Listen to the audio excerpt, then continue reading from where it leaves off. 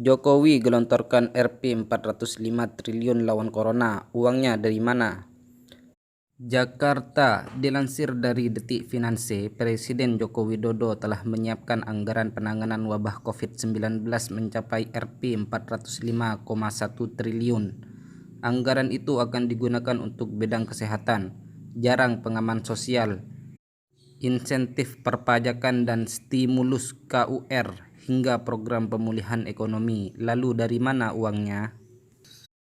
Menteri Keuangan Sri Mulyani Indrawati menjelaskan, sumber pembiayaan untuk itu tertuang dalam Peraturan Pemerintah Pengganti Undang-Undang Nomor 1 Tahun 2020 tentang Kebijakan Keuangan Negara dan Stabilitas Sistem Keuangan untuk penanganan pandemi coronavirus.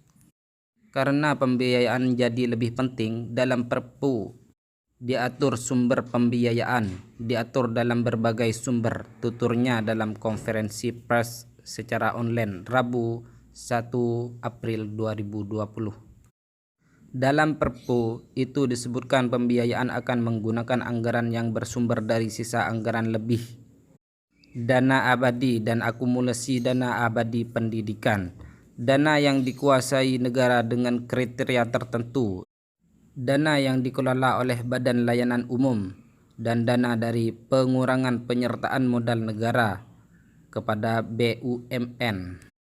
Kita dalam financing defisit yang bertambah, ada banyak layar alternatif. Jadi nggak ujung-ujung Pak Peri, Gubernur BI, saya butuh Rp 400 triliun, tolong cetak duit. Enggak gitu, pertama ada SAL. Itu masih ada Rp 160 triliun posisi terakhir. Masih ada dana-dana abadi yang selama ini dikumpulkan. Ada dana-dana BLU dan yang berasal dari PMN yang mungkin tahun ini tidak memiliki prioritas tinggi, tuturnya.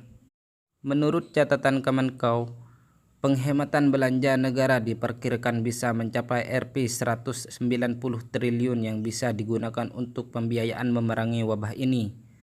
Terdiri dari belanja kementerian dan lembaga sebesar Rp 95,7 triliun dan TKDD, transfer ke daerah dan dana desa, Rp 94,2 triliun.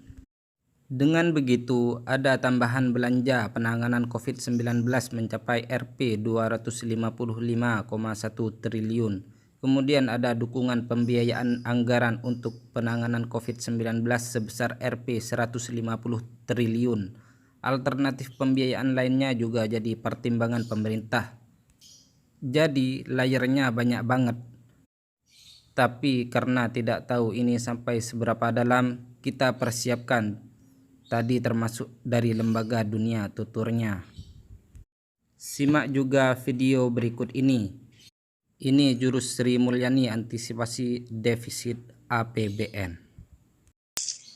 Menteri Keuangan Sri Mulyani mengeluarkan peraturan Menteri tentang perkiraan defisit dan tambahan pembiayaan defisit APBN 2019.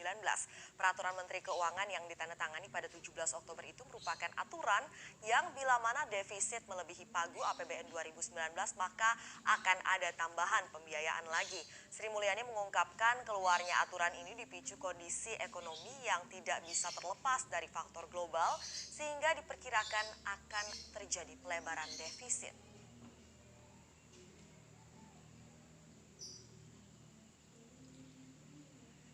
Dalam desain APBN 2019 yang tadinya didesain dengan defisit 1,84, dengan adanya kondisi lingkungan makro dan ekonominya mengalami tekanan, maka defisitnya itu bisa lebih lebar tanpa menimbulkan confidence problem terhadap instrumen APBN.